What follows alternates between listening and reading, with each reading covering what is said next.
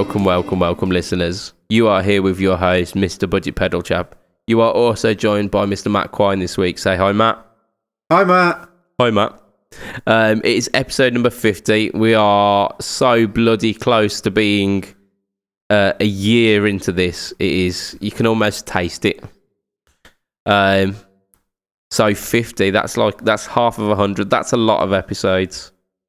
I think quite a lot of episodes. We should probably give ourselves a pat on the back for getting this far. I actually will do that. There we go. I would, but it's cold in my room and I'm wearing a blanket, so I can't be bothered. Yeah, it's okay. The thought was there. So what have we been doing this week? How are you, Matt? Anyway, I'm good. Apart from being cold, yeah. Yeah, cold. I'm half celebrating a new job. It's just like a transfer internally, but it's kind of one step closer to moving up the ladder, so that's always good. And other than that, I've been trying to get my car on the road for like a week, because, I always have problems with cars. Never had a car that works. Yeah. Just doesn't happen. So, yeah, I've kind of been distracted by life getting in the way of me playing guitar, which is a bit of a pain in the ass. Yeah, it can be. But then again, sometimes when you're playing guitar and things aren't going right, that's a pain in the ass too. So yeah, who knows? Maybe the break's good. I remember after going on holiday, I think I went on holiday for like 2 weeks abroad. After I'd been playing probably about 4 or 5 years, and then when I finally got home, all of these like new and interesting ideas just seeped out of me, because I'd had 2 weeks of just guitar dry spell. Yeah, but the crap thing about it was a very sunny place that I was staying at. I think it was somewhere in Turkey. Which meant that every day you'd have to use sun cream, and all of my beautiful calluses had softened. Disappeared. Yeah, so it was a double-edged sword. My fingers wanted to use all this inspiration, but they couldn't. Yeah. No, I'm hoping that I can get back into it this week. Well, to be fair, I have to get back into it this weekend. I've got some point between now and Wednesday, I have to learn a song for somebody's first dance for their wedding a week tomorrow. So I kind of probably should start learning that song. Smack my bitch up. No, actually, it's a passenger song, I'm going to say. Something like really wet and poppy. Wet pop. Yeah. The best kind of pop, isn't it? I can't remember what it's called. I was listening to it earlier. It's not my kind of music, but if somebody's paying me to play at their wedding, then the least I can do is learn the song they want for their first dance. Oh, yeah. Definitely. But Smack My Bitch Up would be a close second, I'm assuming. It's got that wedding vibe, hasn't it? Yeah, well, we keep talking about learning Love Will Tear Us Apart just for our wedding gigs. We already do Every Day I Love You Less and Less, and we always end our first set with that. Oh, fucking hell. I bet they love it, don't they? People lap it up. Yeah. They absolutely lap it up. This one's for the bride and groom. Yeah, it's good British sense of humour, that is, isn't it? Yeah. Yeah, I think I need to start a wedding band and just do inappropriate songs. Yeah. Just make it like 15 tracks. Just do one set. Yeah, I'll do pretty much Steel Panther covers. Love that one. Community property. Yeah. Oh, fucking hell. For those of our listeners who do not know who Steel Panther are, just go and check them out. I mean, they are equally parts offensive and just glorious all in one. I think the crazy thing about it is their absolute just flawless musicianship. It makes it so much stronger of an appeal. Yeah, it's 80s hair metal crossed with parodies, crossed with just fun. Yeah, it's kind of what Weird Al Yankovic would be if he was just a dirty bastard. Yeah, pretty much. So yeah, go check out Steel Panther. I have done some stuff this week. First of all, I went onto my Instagram to crusade our use views segment of last week, because I thought I'll get some listener feedback on that one. And early on in the polls, it was looking very good for me. So early on in the polls, I'm saying when I first opened it and answered me as being the winner, it looked very good for me. By the close of the polls, it was 50-50 split. And can I just point out, I don't have Instagram, so I didn't get a vote. So if we discount your vote because you're cheating, then I win. We're not going to do that, though. We're not going to do that. 50-50. 50-50, yeah. Essentially means it was pointless. But isn't everything in life? Oh, we're getting deep this week, man. Very existential. I really loved doing the used views. I thought it was great fun. And we're going to keep it as we're going to keep it as a semi-regular thing. We'll do a call to arms with that one in another couple of weeks for some more of used views. And we might even see a crop up of that Arctic Monkeys question. No. Maybe if I can come up with something that actually defends it. If you want a 25-minute rant, then by all means include that on the podcast. Well, we shall see. But yeah, used views. I thought it went down really well. I also have been organising my pedal itinerary this week, because I was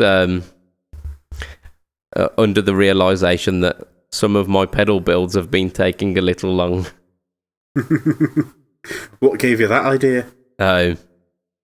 So I've been building a Brutalist. I think God City, I think it is, or something like that. The Brutalist Junior, which is basically, it's a business card, which also doubles as a PCB for a distortion pedal, which is the coolest idea. It is just so goddamn cool. And I said to a guy, "Oh yeah, I'll build you this. I've got one of these PCBs kicking about." He was like, "Yeah, wicked." And every so often he'll just remind me, "Oh yeah, cool. Have you still got that? Do you still want to build it to him?" I'm like, "Yeah, I will. I've got other things at the moment. I just need to organise my time a bit better." And then this week, like, he's still really, really nice and kind about it, and I'm just like, well, I've got to get around to it because it's been a good couple of months now. So yeah, I finally got round to testing it today, because I'd wired it all up and then it sat in a bag somewhere. So you wired it and didn't bother to test it? Yeah, pretty much, yeah. Nice. I usually, when I'm wiring stuff up, I start wiring it when there's light outside, and when I look up, there's very little light outside. At which point it is probably it's probably going to annoy the neighbours if I start testing things. But who cares about the neighbours? As I have to live with them, unfortunately, I do. You live with your neighbours? They're not your neighbours then, they're your housemates? Flatmates? Well, yes, yeah, essentially, yes. The neighbours are within my local environment, and annoying them is like shatting on your own doorstep. Yeah. So, you know the saying, happy neighbour, happy life. That is exactly how that mantra goes. Exactly. So yeah, I did get round to testing it today. And two things. One is that I definitely need to organise my time a little bit better and organise the projects that I am doing in a a more kind of sequential method rather than just sporadic. Oh, I like this one. Oh, I like that one. Like a child in a candy shop kind of building ethic. Yeah. Maybe you should like try and do one from start to finish, and then do another one from start to finish, and then do another one from start to finish. I will explain why that is a poor decision. I'll do that off air because it's long-winded and it's boring, but essentially it makes more sense to do a couple at a time, just because of the way that like waiting periods for like finishing processes and whatnot work. So Okay. just believe me on that one. Okay, I'll just smile and nod. Which is great for the listeners because they can see me smiling and nodding. I'm sure they'll be able to envisage that smiling and nodding. I'll tell you what, I'll move the microphone so that they get a kind of panning effect. Yes, through the very stereo setup you're running there. Of course, yeah. No, you just get with the microphone. The second thing that I've learnt from this building, from the testing of the Brutalist, is that the Brutalist is an absolutely stonking pedal. It sounds so good, almost so much that I don't want to give it away, but I will because I've kept this poor man waiting for his pedal so long. So to Joe, if you are listening, sorry man, I didn't mean to. I'm just poor at organising my time. So yeah, the budget pedal brand is it's not what we'd call a well thought out business. It's not a well-oiled machine yet. No, very very fucking squeaky. But yeah, that's one of the many realizations I've come to this week. Another thing that I've done.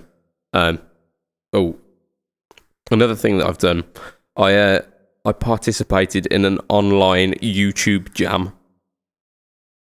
There is a chap who has a YouTube channel called Sorry, I'm just trying to read it. The Beginner Guitarist's View. I stumbled upon his channel a couple of weeks ago, maybe a month or so ago, and I liked some of the stuff he was doing. I thought it's pretty cool, and then he posted up a collaborative video of him doing a jam with another YouTuber. Thought that's pretty cool, so I got in contact with him, and he was really cool about it. And he says, "Yeah, let's do it."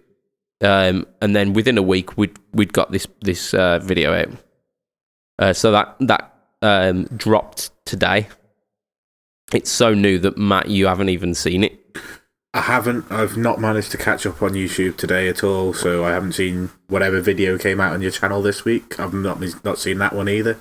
Oh yeah. I'll mention that as well. That's about the tone knob on your guitar. What's one of them? Yeah, well, you don't have one, so I mean, it's inapplicable to you. Yeah, that's fine. You just watch it and see what you're missing out on, because the tone knob is a beautiful thing. Is it the same as the tone knob on my Vox? My Vox has a tone knob. Sure, it's exactly the same as that. Oh, okay.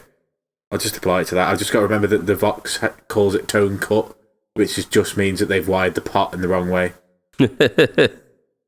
Yeah, pretty much.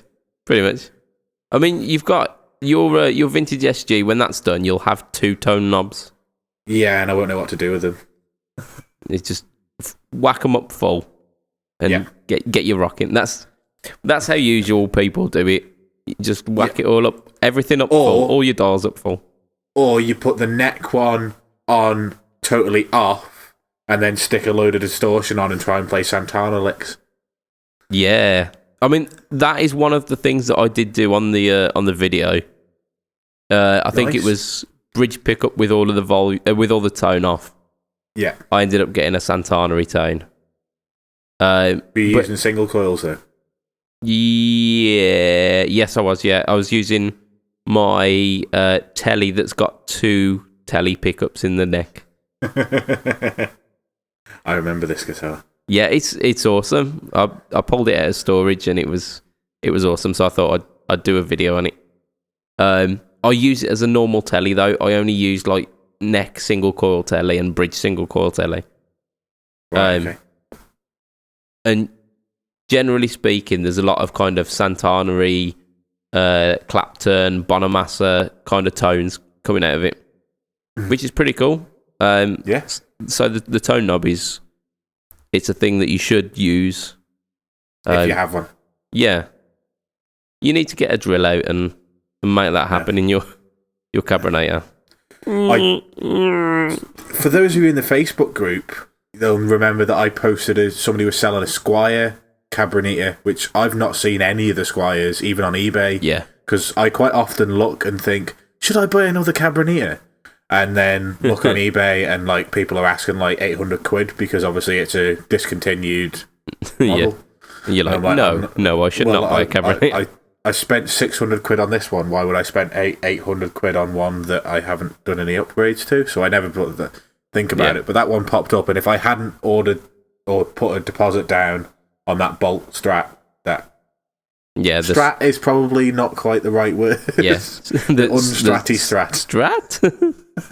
Unstratty Strat, but yeah.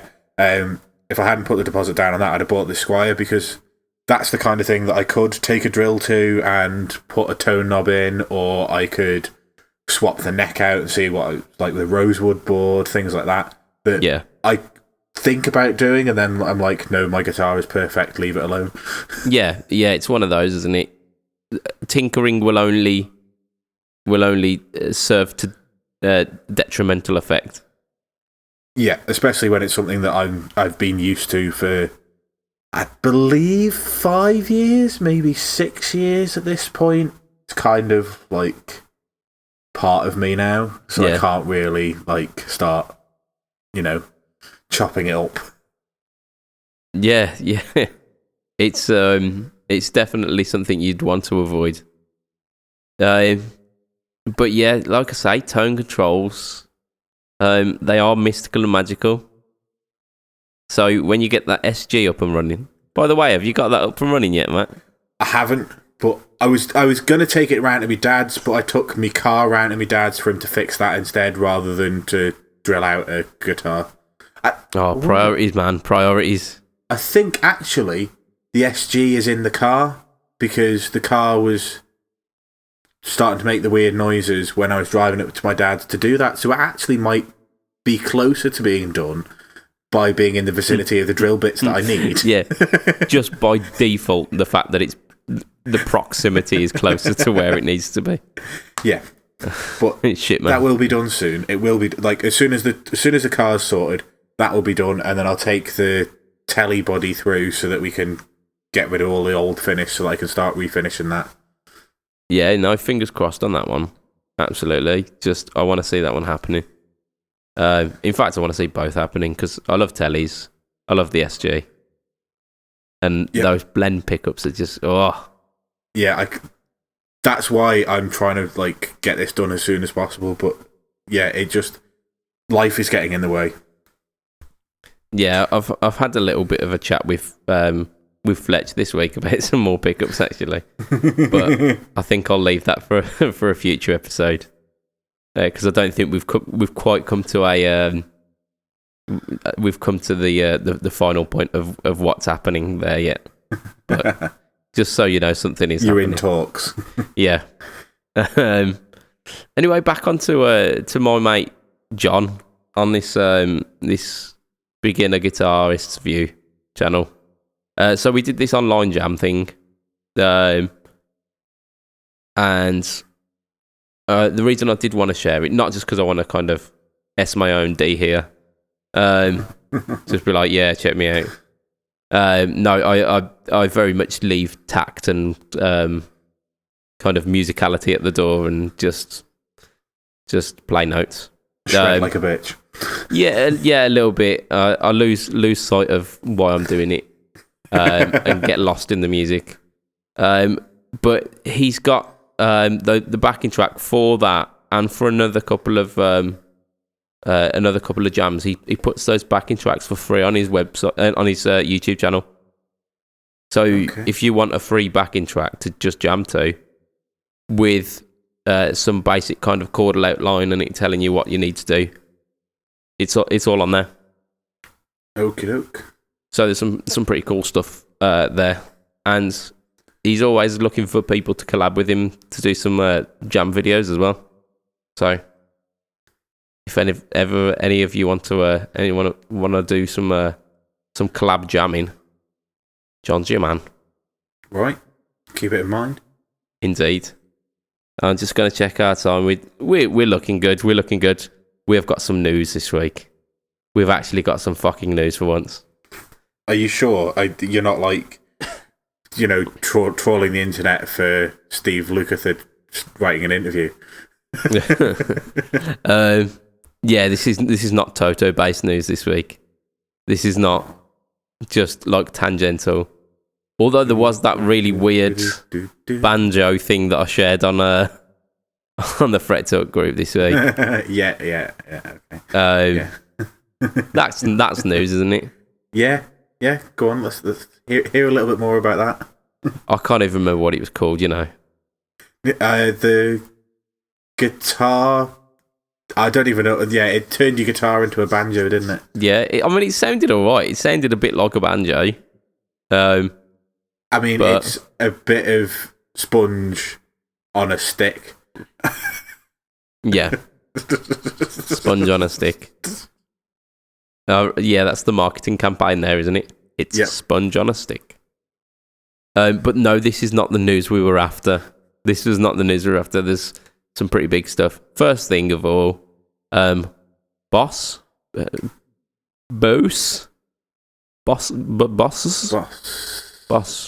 Apparently this like an audio company or something.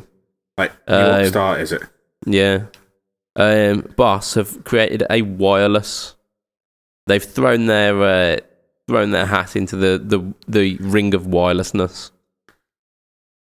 So I'm going to go through a couple of the specs, and you're going to tell me why the Boss WL20 and WL50 are worthless pieces of shit. No, you're going to give me the rundown, because I will put my hands up and say that I am to wireless systems as I am to jazz theory.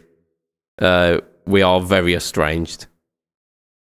So the Boss wireless system, first one we're talking is the WL20, which it's basically like two little dongles. You have one that goes in the guitar as the transmitter, and one as the receiver, which is another little dongle, which is it's about the same size as the other one. They kind of interlock together, don't they? Yeah. When they're charging, and it basically it fits where you'd put a cable. So it's quite discreet and quite small. So yeah, they're USB chargeable, which is neither here nor there. And the one thing that they're touting as like a super cool feature is the cable tone simulation, which I thought was a super cool and like really geeky new feature. And then Matt, you told me that it's been a feature on the Line 6 stuff for fucking years. Yeah, so I mean, my Line 6 G30 is 4 years old, and I don't think I got it when it first came out. So they've probably been around 5 or 6 years, and they've got 3 settings. One setting is no cable degradation. One is 15 foot worth of cable degradation, and one is 30 foot worth of cable degradation. Yeah. So it's nothing new. It's a feature that is out there on at least one other wireless system. I know it's on all of the G range, apart from possibly the G10. I'm not sure whether it's on that, because that was last year. That only came out last year. I know it's on mine, which is the G30. The bassist in my band uses a G50, and it's on that. and it's on the Yeah. G70 as well. So the one unique feature of the Boss one Is is not a unique. unique feature. No, it's a rip-off of the Line 6 feature. Yeah. So I think they said that the WL20 is something like 50 foot span or something like that. I don't know. I found it very difficult to care about the range of a wireless system. 155 for that. How's that sound in terms of cost? I think that's in. Is that the pedal-sized one? No, Or that's is the stand. That's the stand. That's The little kind one- of. You see, that sounds a bit expensive to me. Don't get me wrong, I might be totally in the wrong ballpark, but I think I paid about 130 quid for my G30, and that's the receiver is the size of a pedal and goes on a pedal board, and you can jump up and down on it and it won't break. And all right, there's slight issues with the battery door on the receiver if you treat it like shit. But if you treat it like a normal human being would, and open the battery compartment normally, put batteries in there, and then close it again, it works. So Sound? yeah, I mean, like, for me, I'm a bit of an idiot. So if I had a wireless system where I had to plug it in whilst I wasn't at a gig to make sure that I could play the gig, I would have to go cabled at the gig because I would forget to plug it in. And if I didn't forget to plug it in, I would leave it at home plugged in and drive to the gig. So I don't like that feature. I personally, which is what why I like the Line 6 system, and I've already said I own the Line 6 system. I am going to be a bit biased. I want something that I can either put batteries in or plugs into my pedal board power supplies, which is basically what I've got. Yeah. So the receiver takes the power supply from one of the 3 power supplies I've got on my board because I run too many pedals because I'm a dick. Yep.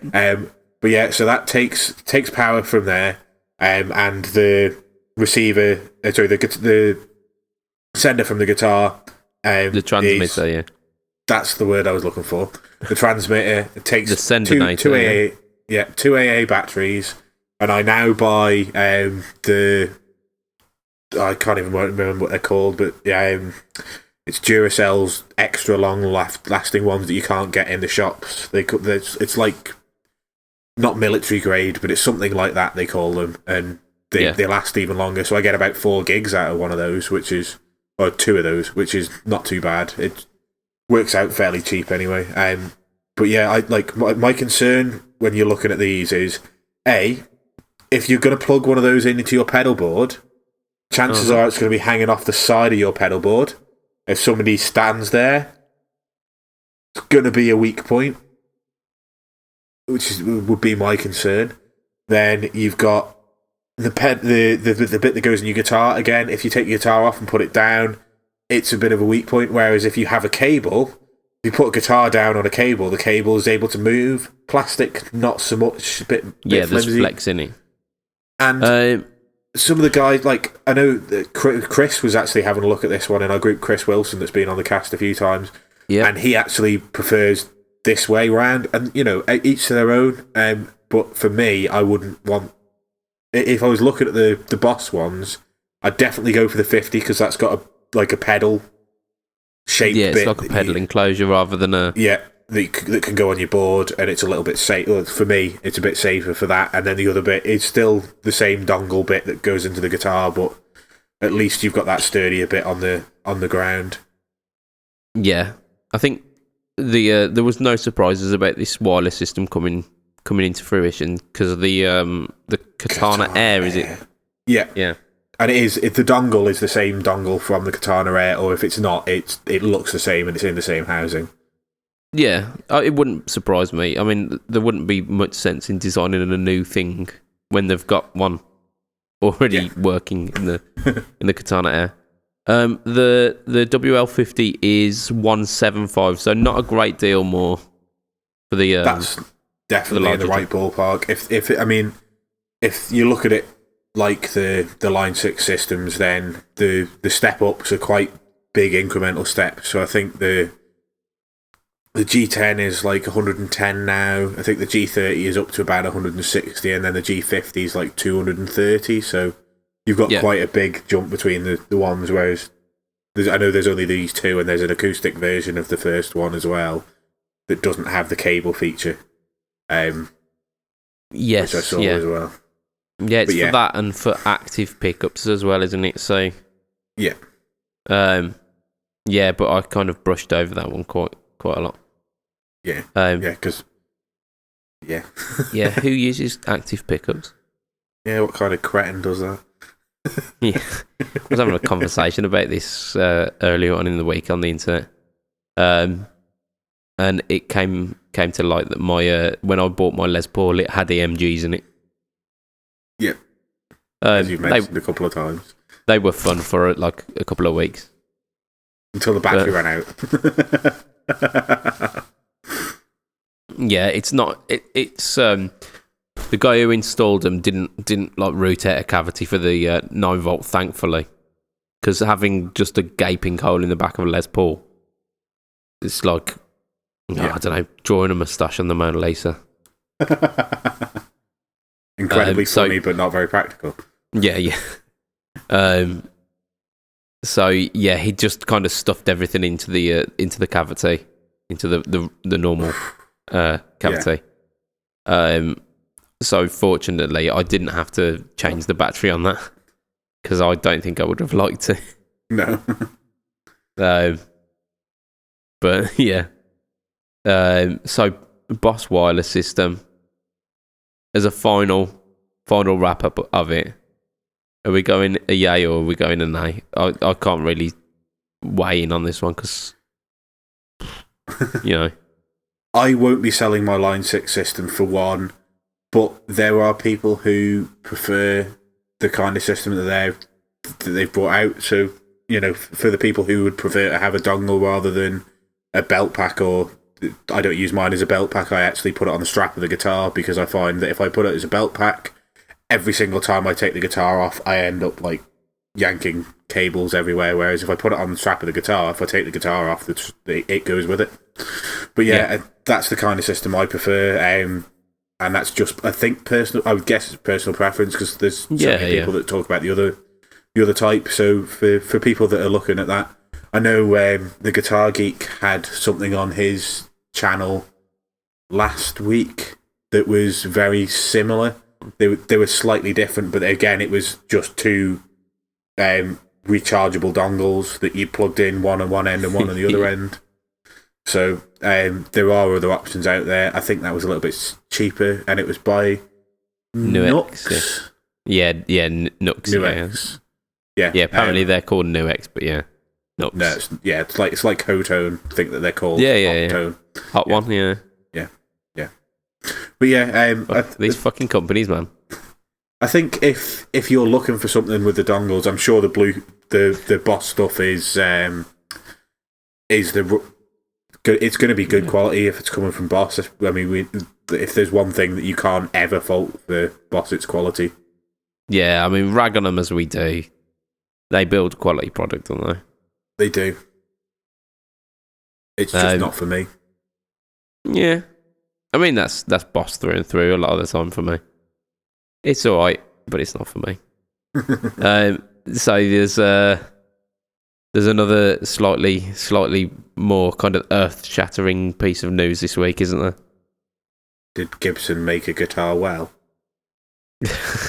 Not quite that change. Yeah. Have you seen the new Hard Rock Cafe giant Gibson Les Paul where they spelt rhythm wrong? Oh yes, I did. Yeah, rhythm. Yeah. But me. Sorry, I should stop taking the piss, really, shouldn't I? Potentially, yeah. Rhythm. I mean, it's not an easy word to spell. But if you've been doing it for the past 100 years, pretty much. Yeah. Yeah. Should know how to do it. So no, we're talking about the other company. The other big one, Fender. Oh yeah, the big F. The big F. Those giant F holes.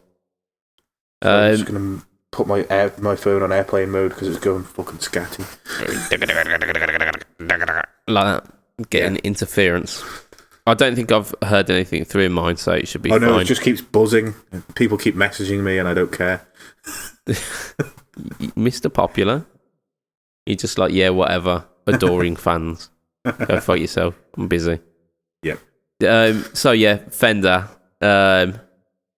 They are scrapping the made in Mexico standard. So the Mexican standard Strats and Tellies, which have been the cornerstone of kind of entry level Fender for over a decade now.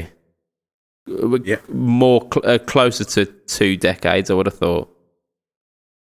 Probably even more than that, actually. I remember having a 91 Mexican standard. I was going to say, for as long as I remember, the Mexican standard's been the cheapest Fender you can buy. Yeah. So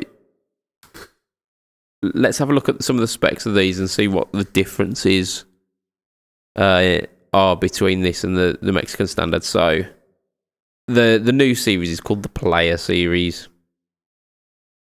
So first thing that they mention is the Alnico pickups. So a big complaint from myself, but from the guitar community as well, about the Mexican standards were the ceramic pickups. Shitty pick. They were not great. Some people rate them. Some people say that they're pretty good sounding, and they weren't terrible, but they weren't. Like, that's an endorsement in itself, isn't it? They weren't terrible. Yeah, I mean, people were buying the classic vibes because they sounded better than the Mexican standards. So, that says it all, isn't it? Yep. So there is that. They've got the Alnico pickup, so that's a good start. We've got Pau Ferro fretboards, which is kind of universal across all of Fender now. Yep. Unless you go custom shop, you're not getting rosewood. Yeah, rosewood is a thing of the past. To me, Pau Ferro looks like a shitty rosewood. It's a very light rosewood, isn't it? It's yeah. And like, I don't really care what it looks like. I just want the feel, and from what people tell me, and I've never played a guitar with a Pau Ferro board, so I might have heard wrong, but I've been told it feels very similar. And at the end of the day, I'm more about feel of the board than actually what the board looks like. I think it's going to take me a while to get used to the Pau Ferro, because my mind is conditioned to think of lighter rosewoods as lower quality, because you tended to find the lighter rosewoods on the on like really cheap imports. For me, it's harking back to that. But they've gone with it, so we've got to get used to it. Yeah. What else have they got? 2-point trem systems on the Strats. Big improvement. Yeah. So a trem system you might actually be able to use on the Stratocasters. Yeah. So when we first talked about this in our group, I went. So basically, what they've done is they've added £100 to the Mexican standard and done nothing to it. And then about half an hour later, I read the article again, looked at one of the pictures, noticed the Strat had a 2-point trem, went back through the article to look whether all of the Strats had a 2-point trem, and when they did, I just said, right, well, there's a massive increase in quality and what you're getting if you want to play a Strat. Yeah. That kind of sums up the player range from what I've seen of them anyway. It kind of sums up what the player range is about, which is making those little tweaks on the original Mexican standards to make them that really, really solid base to kind of get yourself into the Fender lineup. Yeah. And not only that, they're releasing some colours which aren't just black, white, sunburst, and candy apple red.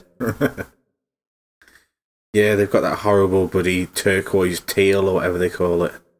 I don't know what the horrible like grey green colour that I really don't like, that they've been pushing on like every single guitar that they build at the moment. Yeah. Like some of the colours are a bit of a miss, but they're doing like a kind of faded antique blonde finish. Yeah. They're doing like a Sonic Red. I can't remember what they call it. It's not Sonic Red, I don't think. I can't remember. Oh, it might be actually Sonic Red. It's a bit Fiesta ready. So it's kind of vibrant. Yeah. So those are some really cool things that the player series are boasting. Like we mentioned, it's bridging that little gap between the Mexican standards and the classic vibes. So, like I mentioned before, the classic vibes have pretty much been taken over that kind of mid price point, to a point where people were just buying the classic vibes as opposed to the Mexican standards, because you're getting a much more readily giggable instrument out of it. Yeah. And the specs are much better, and the build quality is much better. Everything about them was better. Like, was it about 6 weeks ago I mentioned that I was trying the difference between the Telecasters, and I said I played a couple of Mexicans and a classic vibe, and the classic vibe just blows them out of the water. It's yeah. I mean, they are. There's.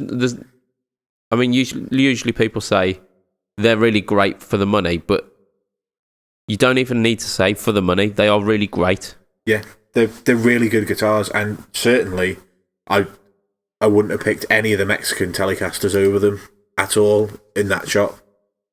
Yeah, and there was like it just Fender needed to do something with that Mexican range. We've been talking about it for pretty much since the cast started, and some of us have been talking for years before that even about the Mexican line just kind of needs to kick up the ass, and they think this is it. Finally. Yeah, it's stagnated, hasn't it? More than anything. So I think what we're saying is that Fender are pretty much bang on the money with it.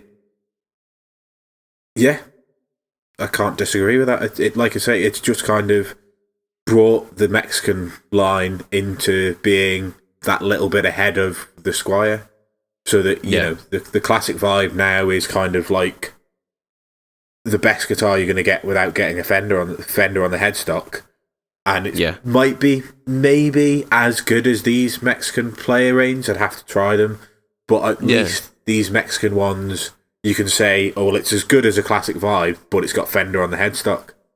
Yeah. So it used to be a case of you either want the quality where you go for the classic vibe, or you want Fender on the headstock and you have to take the dip in the quality. Yeah. Whereas it seems like they're making it so that it's a much more smooth transition between the two. Yeah, which can only be good for consumers. Well, yeah. It's an exciting time for it all, isn't it? Yeah. So I think, generally speaking, the player series is getting a big thumbs up from us. Yeah. I can't. I mean, I'd like to try one. I'd like to go out and try one in the shops. Yeah. They're not in yet, but I imagine pretty soon. I was going to say, I don't think they'll be far away. I'm just looking at our time. I think we've got a pretty meaty question to get through. So we'll go for that one. Our overlord, Mr. Sai, posed a really interesting question this week. So it was the biggest letdown gear that you've ever owned, and the gear that you've lost the most cash on. So I'm going to start us off with a couple of the guys from the group, actually. So a couple of our co-hosts have weighed in on this one. So our good old Mick Dodd, the Southern Swear Machine, he says his Line 6 Pod HD was his. Sai himself comes in and says the Modern Player Thin Line Telecaster in Trans Black. I think the one with the P90s. Graham Gra says Line 6 Pod XT Live. Or there was he come up with an alternative as well. He bought a USA Kramer Pacer, which he says was actually a brilliant instrument, but the reason why it's going on this list is because he got rid of a 335 to fund the Kramer Pacer, which at the time must have seemed like it must have seemed like a good idea, but in hindsight, not so much.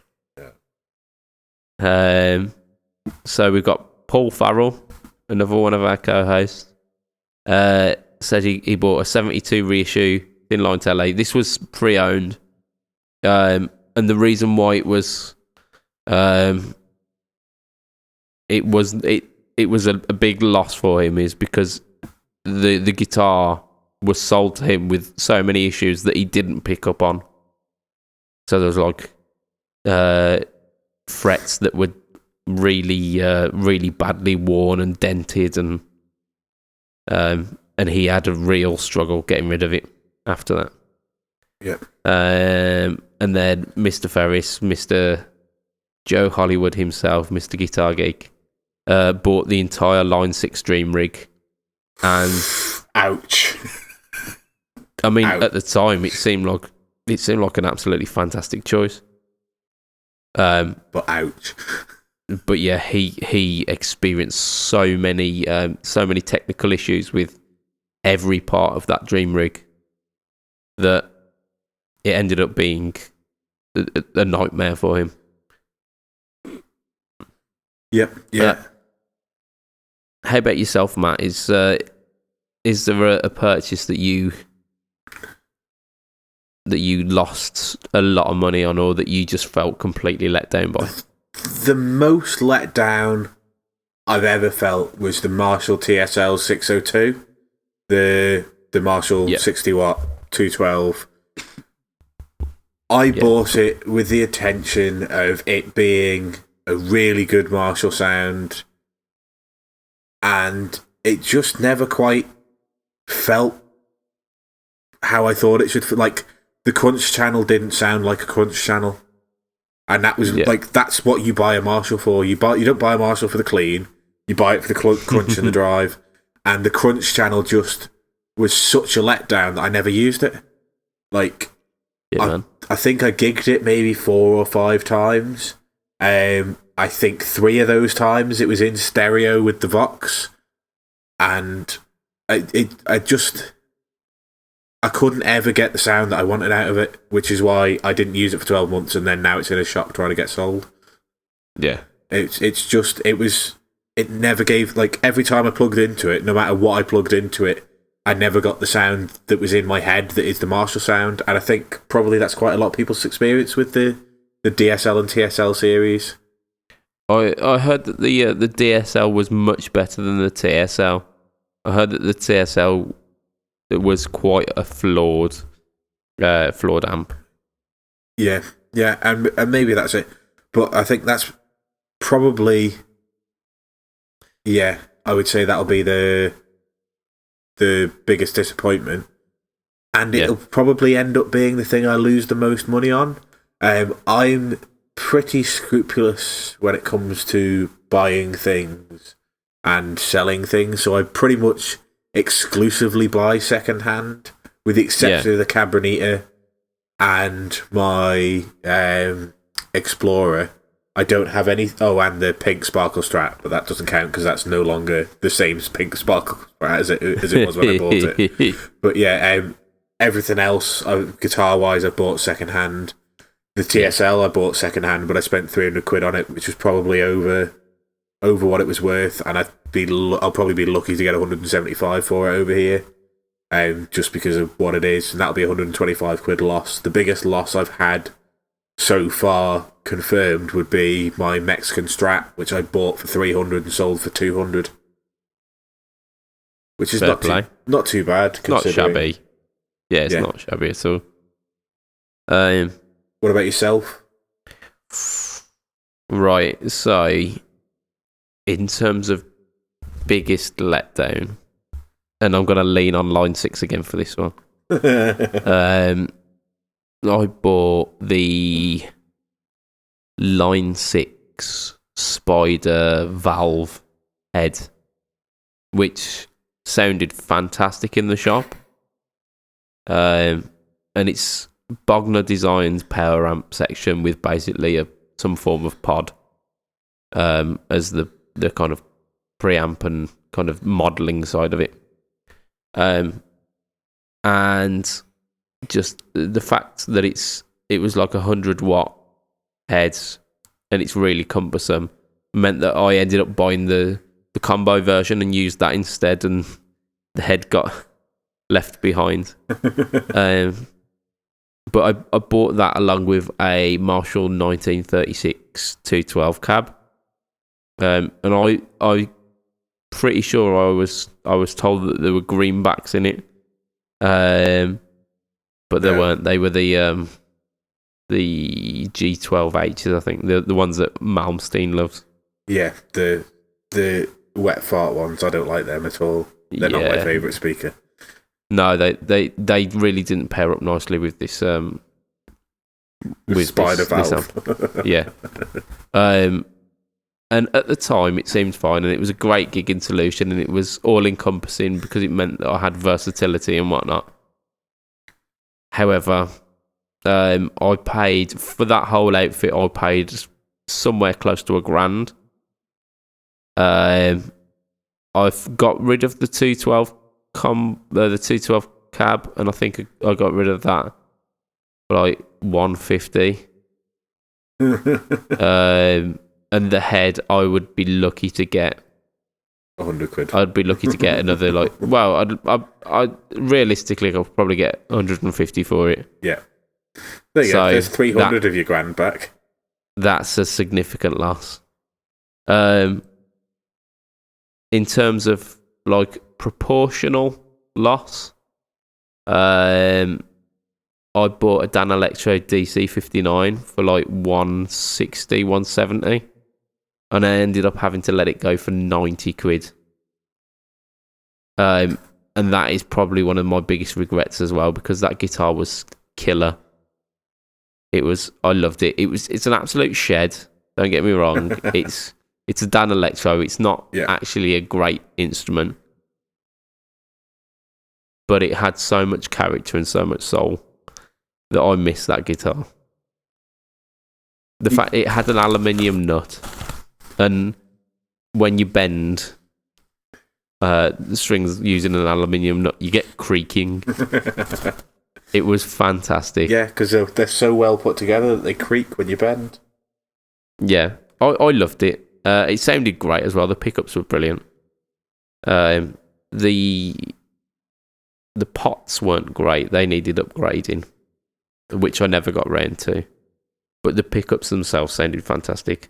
Yeah. So yeah, those are like my kind of two things. But one thing that I did want to kind of touch upon from that is that Line 6 come out of that pretty badly. They do. They kind of got 4 or 5 mentions. They did. Mainly for pods, to be honest. Yeah, it's almost like modelling kind of wasn't quite there. Yeah. Yeah, and I think that's it. The fact that actually at the time, they must have been ahead of the curve because we all bought them. There was like every one of us had owned a Line 6 product. Apart from me. Because at the time they sounded better than anything else on the market. But then it's technology rather than guitar equipment, if you look at it like that. And technology outdates itself very quickly. Yeah. Which is why there's so many iterations of the pod, there's so many iterations of the Spider, Yeah. But you don't think about that when you're 21 and you've got a bit of cash in your pocket, do you? No, not at all. So it's I think as long as you kind of take it as a snapshot of where you were then, the Line 6 stuff isn't quite as bad as our reviews are giving them, but they don't age well. Yeah. But one thing that I did mention in this thread is that we're getting to a point now where modelling technology is it's getting so good that it can't be too long before that gap between like the technology gap and the real stuff is small enough that you're not going to be looking at the Helix in 10 years and going, oh, that sounded awful.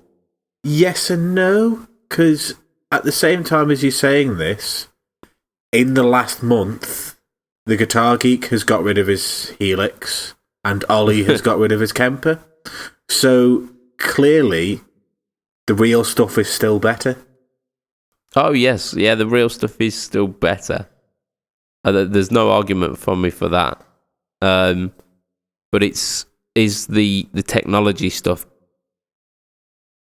arguably bad?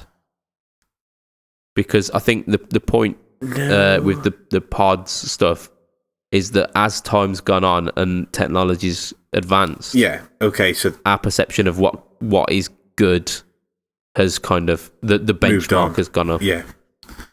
I'm wondering if we will do that with this generation's kind of modelling stuff, the Kemper and the Helix and the Axe Effects and all that. Probably not, but at the same time, they'll still be able to improve it. Oh, yeah.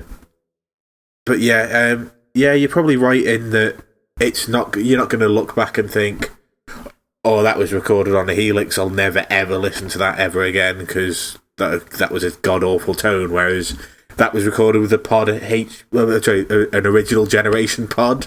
I'm pretty sure you're going to be able to tell that it was an original generation pod.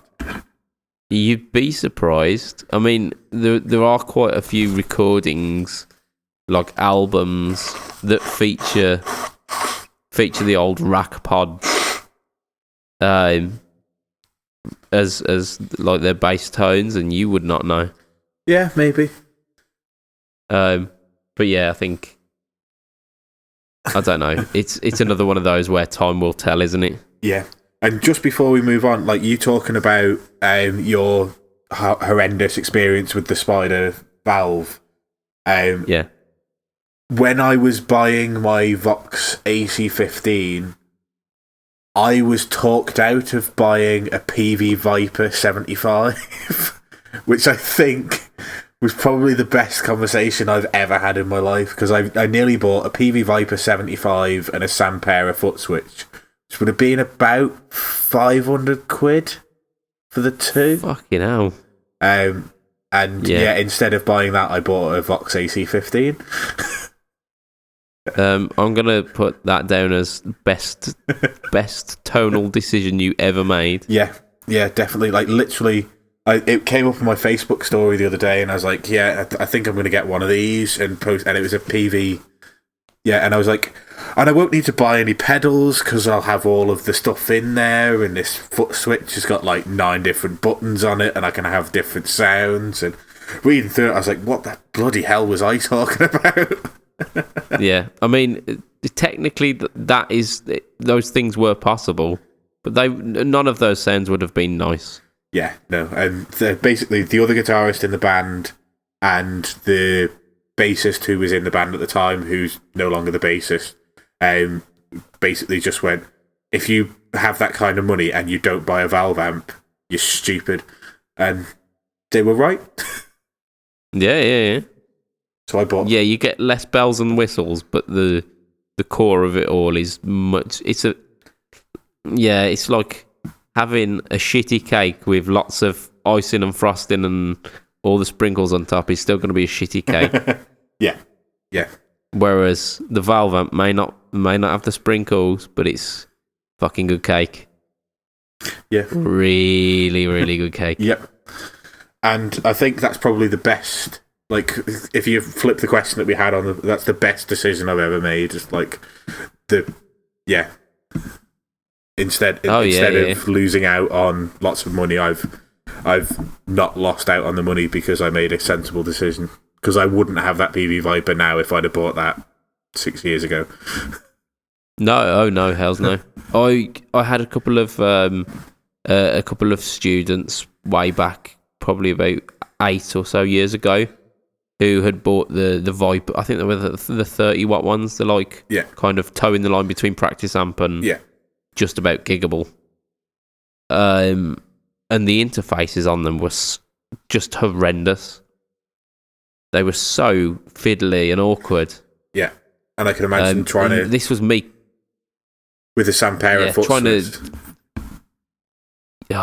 to dial that in a live setting. You would end up putting your foot through the thing. Yeah. I mean, I had enough problems with the Spider Valve trying to get like the output levels to work in conjunction with the master volume. Oh, don't get me started. Because you'd save presets, and if you change one volume, you'd have to then go back onto the others and change the other.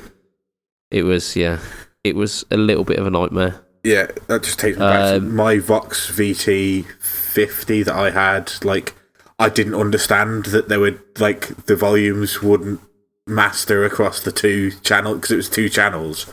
But obviously they were presets, so I couldn't work out why my clean was really loud, but my drive sound was really quiet. It took me forever to work out that I needed to change up the volume on one and then rewrite the bloody thing. Stupid system.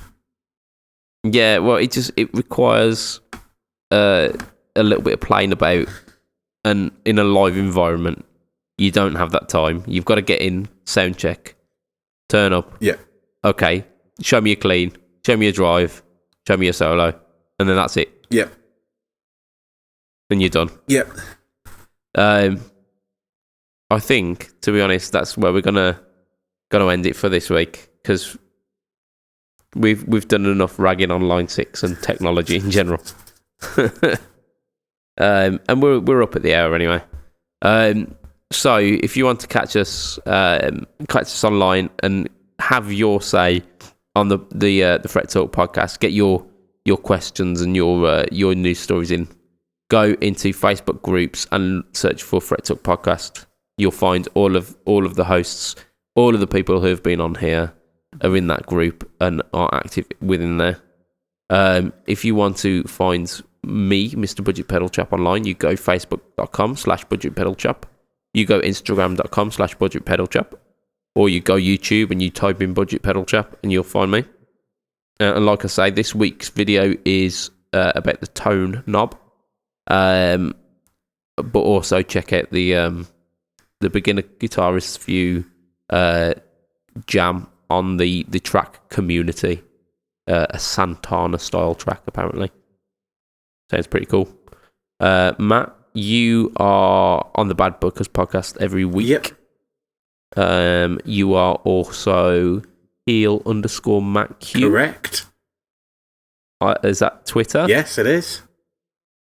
Bloody hell, I remembered it. I'm also that on Twitch, but I don't stream on Twitch. Yep, cool. Anything else? Switch IOM? Yep, facebook.com/SwitchIOM. There we go. And that's it. That's us for the week. Yep. Seemed like a really short one this week. I don't know where the time's gone. It does. It's been... Anyone, I think I enjoy talking to you, Matt. That's exactly it. It's good fun to just chat random shit about guitars. Indeed. Yeah, for sure. And hopefully you guys find it great fun to listen as well. So big thanks from from myself, Mr. Budget Pedal Chap, and from Matt for you guys tuning in again this week. And that is going to be us for the week. So have a fantastic week and ta-ta. Bye. Bye. Ta-da. Tatty bye. Tatty bye. Auf Wiedersehen. Auf Wiedersehen.